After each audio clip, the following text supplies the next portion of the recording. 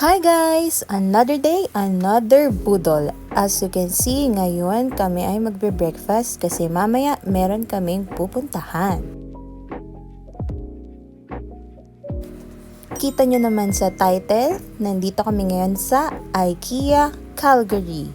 Kasi nakita namin sa social media, sila ay naka up to 50% off for today and until tomorrow, June 22 and June 23. Siyempre, papahuli pa ba tayo? Alam nyo naman, pag nakita natin ang sale, napapabili talaga tayo kahit hindi naman natin kailangan kasi sayang nga, 'di ba? Naka-sale. But kidding aside, talagang nagpunta kami dito sa IKEA kasi meron kaming hinahanap na item na kailangan ni Isla. Yun ay ang kanyang dresser. At habang nandito na rin naman kami, nag-iikot-ikot, so i-appreciate na rin natin ang mga magagandang style setup ng mga dining, living room dito sa IKEA. Sobrang dami nilang sale dito na talagang bagsak presyo mga suki. At kung makikita nyo dito sa video, marami rin kaming kasabay na nagtitingin. By the way, nagpunta kami dito around parang mga 1 PM yata. Ayan. So, madami kaming kasabay na mga nagtitingin din kasi nga, grabe, ang great deals dito sa IKEA. Yan. So, naghahanap lang kami dito. Isa din sa mga hinahanap namin is yung patungan. Ito. Yan. Patungan siya ng console ni Daddy sa baba ng TV kasi pag lumipat kami dun sa kabilang room para mas maganda yung setup. And dito, meron na siyang nakita na good deal. Yan. Dito naman tayo ngayon sa carpet section.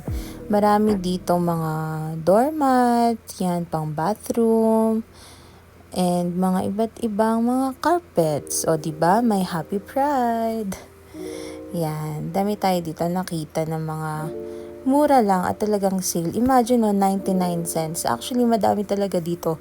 Mga 99 cents, $15 yan na sobrang sale. So, just kung ano lang, masipag ka at matyaga kang magtingin-tingin, marami ka dito makikita na magagamit mo sa bahay. At eto na nga tayo, nagkaroon tayo ng chance na maipatong ang ating cellphone at kunyari, yan, mag-video, magbuklat ng mga rugs and carpet. Eto si Daddy, pinapakita niya yung cable sa akin dito, parang charger yata yan, na parang sense lang din niya yan na nabili, nakuha. At eto naman ang rug na sale. Eto din, $15 lang to. Ang ganda. Maganda siya pero hindi kami kumuha kasi wala pa kaming paggagamitan. And if you have a baby or a toddler, parang pag mga white, masyadong kailangan careful ka sa mga gamit mo. And dito palabas na kami. And meron ditong isang item na pinagkakaguluhan talaga pero hindi namin napansin na dresser pala siya, $5 lang. Akala namin ano lang siya, basta wood lang na, basta kahoy lang na panglagay sa floor, ganyan yan, no? Yung mga yan. Pero hindi pala, ito palang katabi, pinakyaw na nitong mga ating mga, ito yung mga kababayan natin dyan. Actually, hindi natin sila kabayan, ibang lahi sila. Pero pinakyaw na talaga nila yun. So, sayang. In short, wala kaming nabili dito na dresser ni Isla. Ayan. So, palabas na kami, papunta na kami dito sa checkout area. Ayan.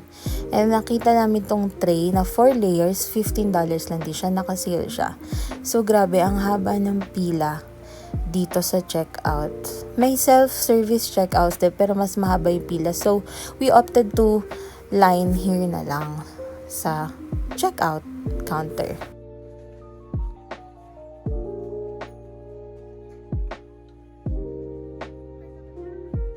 At eto na nga po tayo, pauwi na po tayo sa ating bahay.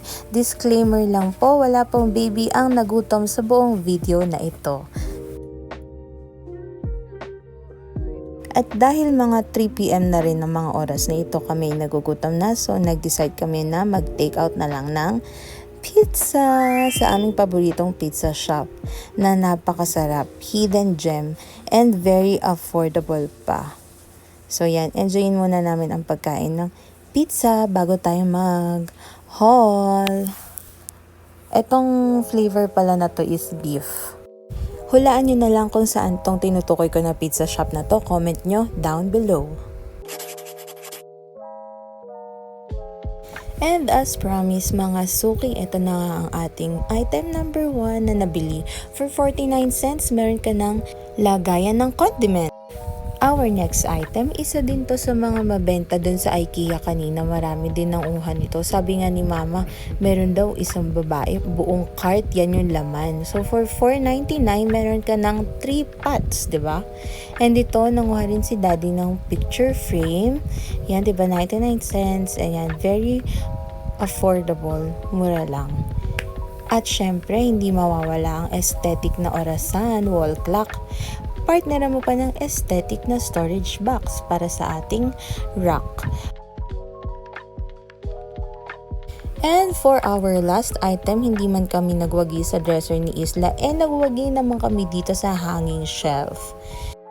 O diba, very aesthetic. Yun lang, hulaan nyo naman kung magkano ang aming total bill. Total bill! So yun lang guys, see you on our next budol!